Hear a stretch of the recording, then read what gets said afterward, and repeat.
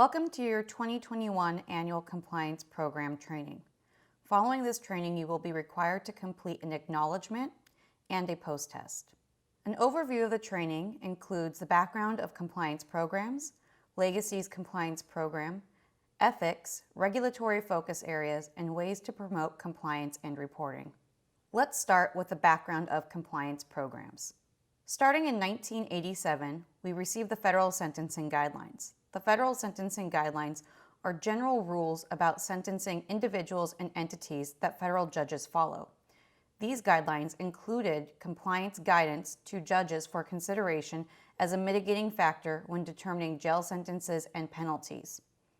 Fast forward, in 2000, the Office of Inspector General, OIG, issued compliance program guidance for skilled nursing facilities. This guidance specifically outlines what risk areas skilled nursing facilities should consider when developing their own compliance programs on a voluntary basis. This guidance was updated in 2008, identifying additional risk areas and compliance program elements that skilled nursing facilities should incorporate. In 2010, the Patient Protection and Affordable Care Act became law.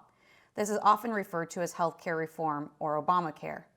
The Patient Protection and Affordable Care Act was the first time that compliance programs became a mandated requirement for Medicare and Medicaid providers.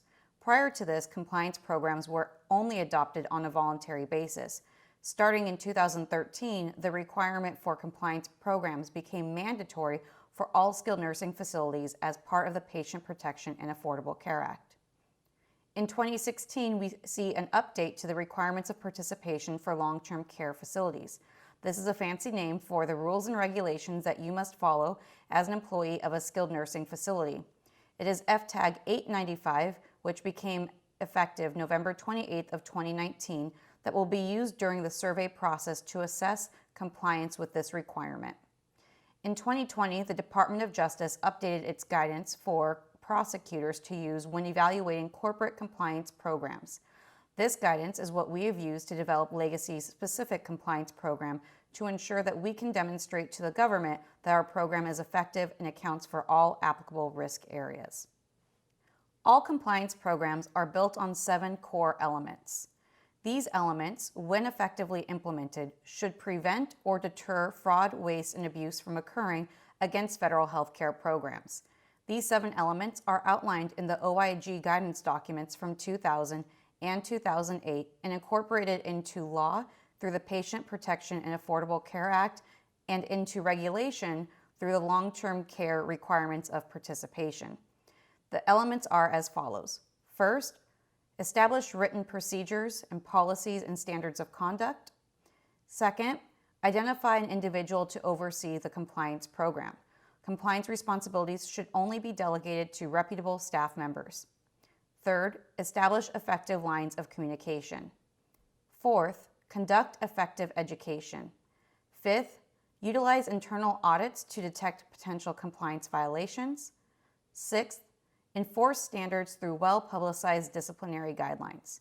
And seventh, respond promptly to any detected regulatory violations.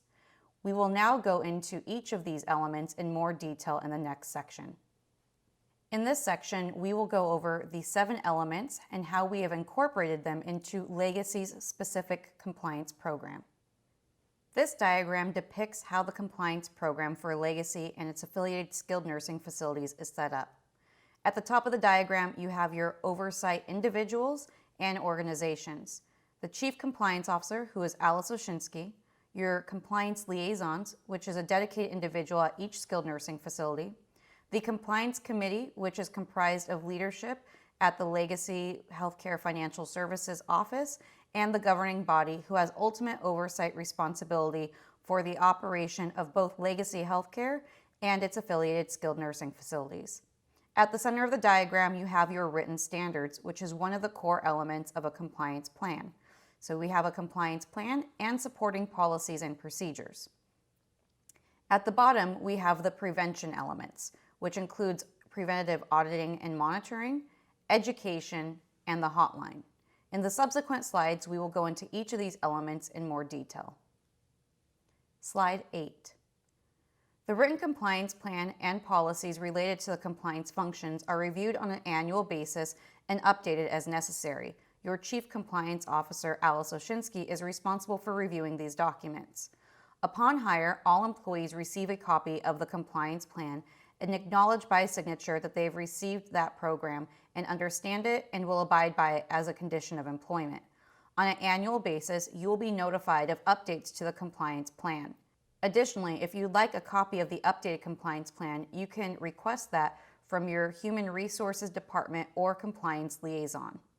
The individuals designated to oversee the compliance program are outlined on the middle of this slide. This includes your Chief Compliance Officer, Compliance Liaisons, Governing Body, and Compliance Committee. The governing body has ultimate oversight and responsibility for Legacy Healthcare Financial Services and its affiliated skilled nursing facilities. The governing body gives direction to the Chief Compliance Officer to carry out objectives to mitigate risk and ensure compliance with regulations. Utilizing the Compliance Committee and Compliance Liaisons, the Chief Compliance Officer is responsible for ensuring that the directives of the governing body are carried out on an annual basis. Training and education is an essential component of the compliance program. Well-educated employees are less likely to commit fraud, waste, or abuse against federal healthcare programs. Employees are required to participate in compliance training upon hire and annually thereafter. Additional trainings will be conducted periodically to ensure that employees receive enough education to perform their duties in compliance with laws, regulations, and best practices. Internal compliance auditing and monitoring. This is the essential component of a compliance program. The government does not have enough resources to continuously audit all healthcare providers on an ongoing basis to ensure compliance with laws and regulations. Therefore, the federal government expects companies participating in the Medicare and Medicaid programs to conduct internal audits to identify potential fraud, waste, or abuse concerns and potential non-compliance. Our internal auditing and monitoring program includes a risk assessment. The risk assessment is comprised of different risk areas developed by your Chief Compliance Officer in consultation with the Compliance Committee. The risk assessment takes into account past performance, industry best practice, and current CMS focus areas. After identifying potential risks, each skilled nursing facility is required to complete the risk assessment and identify opportunities for improvement. Opportunities for improvement will be reported back to the governing body and to the Compliance Committee in its oversight function. Areas deemed high risk are appropriate for performance improvement projects as part of the facility's QAPI plan. Not every area on the risk assessment will require a PIP or an audit. Only the areas deemed high risk that have opportunities for improvement identified. Compliance plan communication. The Chief Compliance Officer is responsible for establishing open means of communication with facility staff members, residents, and families. It is the Chief Compliance Officer's responsibility to be accessible and known to SNF employees. We would like everyone to be able to contact and feel comfortable with contacting your Chief Compliance Officer, Alice Oshinsky. Alice is also responsible for communicating guidance on internal compliance issues and updates through regulatory guidance to skilled nursing facilities. Alice is also responsible for encouraging reporting and publicizing methods of reporting concerns, such as the hotline or reaching out to your compliance liaison. Legacy has established a hotline reporting system.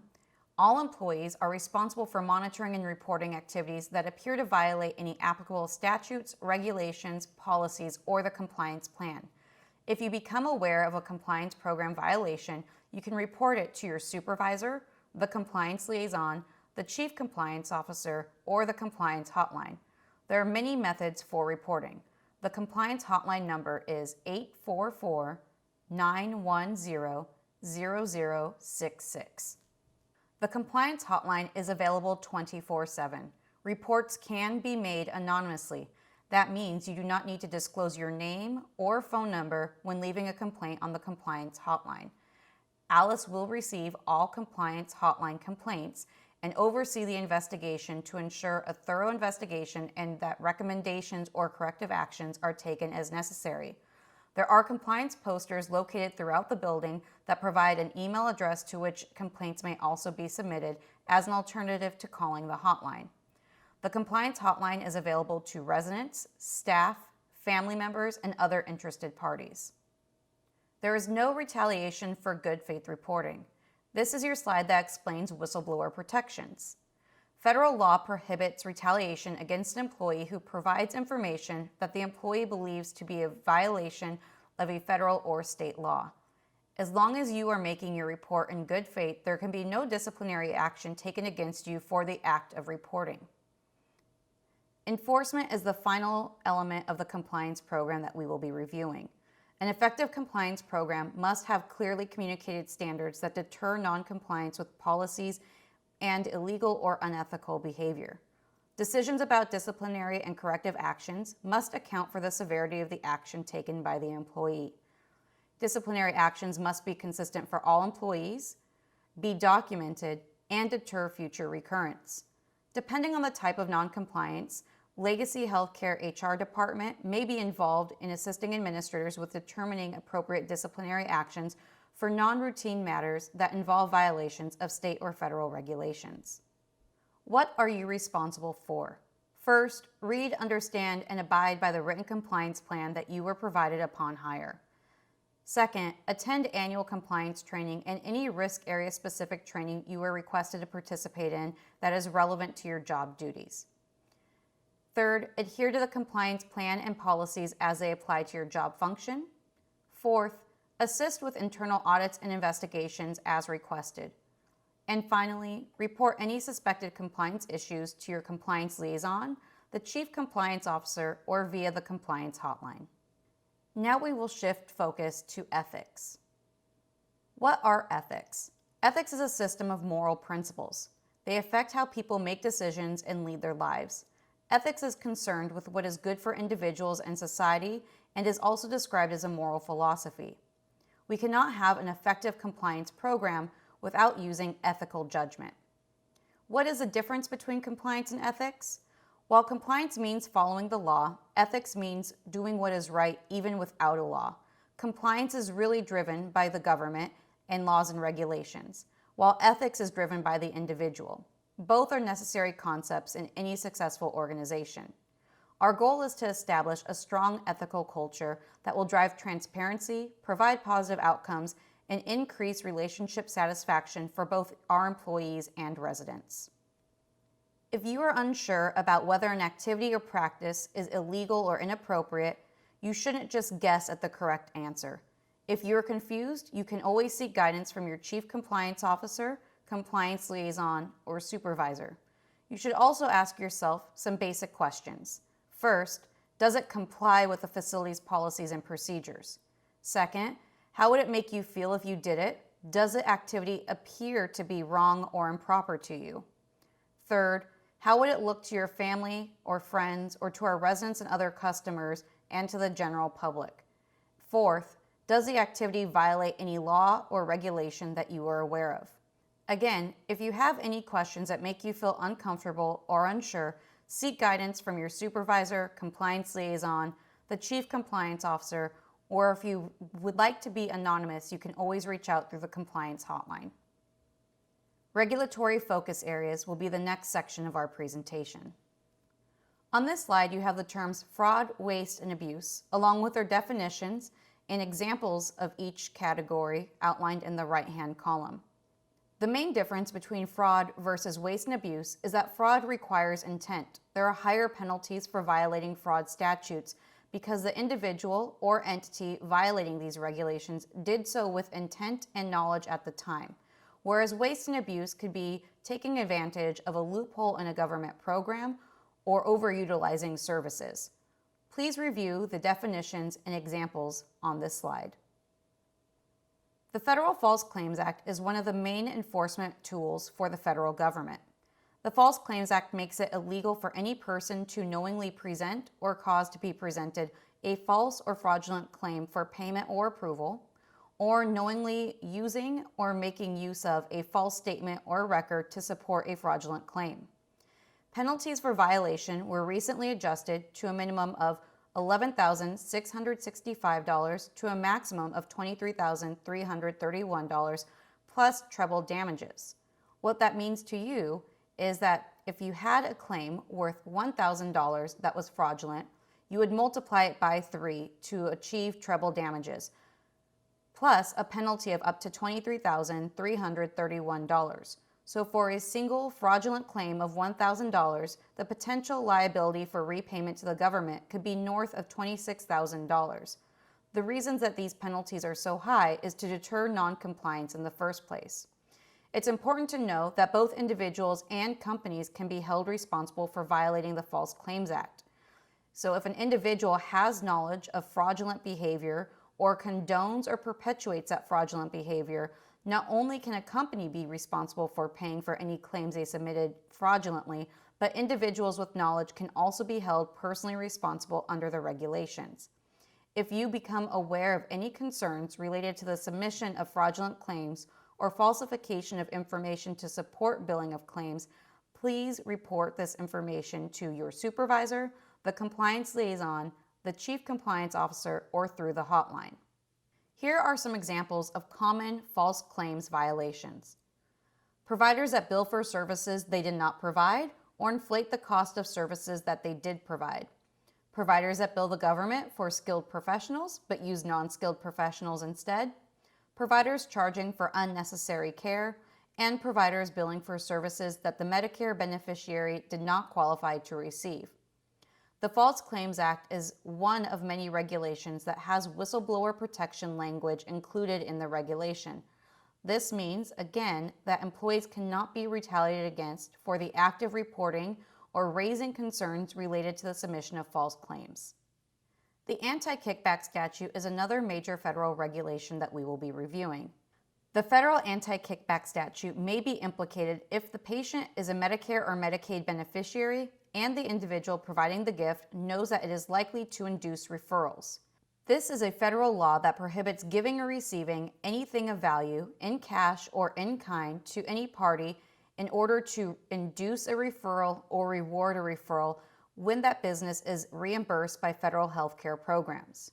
The goal of this regulation is to ensure that healthcare recommendations are ethical and made in the best interest of the resident, not as a result of an inducement.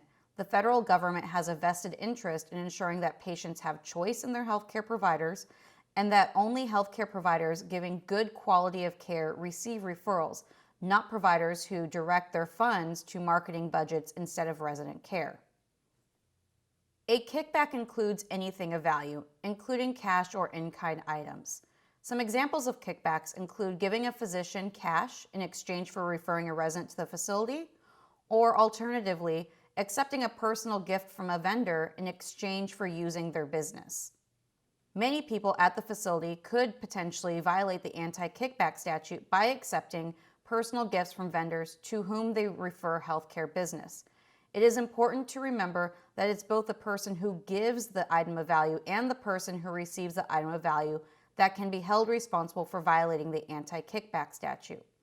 Penalties for violations include civil and criminal fines, imprisonment, and exclusion from federal health care programs. If you have any questions or concerns related to giving anything of value to individuals employed in the healthcare industry or receiving anything of value from your vendors, please reach out to your compliance liaison or the chief compliance officer for further clarification. And now we will wrap up with ways to promote compliance and reporting. All employees are responsible for supporting a culture of compliance. Remember that compliance is built on credibility. Keep your commitments to monitoring, enforcement, and disciplinary action. Use a facility's open door policy and the compliance hotline for reporting suspicions of non-compliance. Keep current on changes in the law. And finally, seek guidance from your supervisor and the compliance liaison when you have questions. Thank you for completing annual compliance training. If you have any additional questions, please don't hesitate to reach out to your compliance liaison or Alice Oshinsky, who is your Chief Compliance Officer. Alice's email is provided on this slide for reference.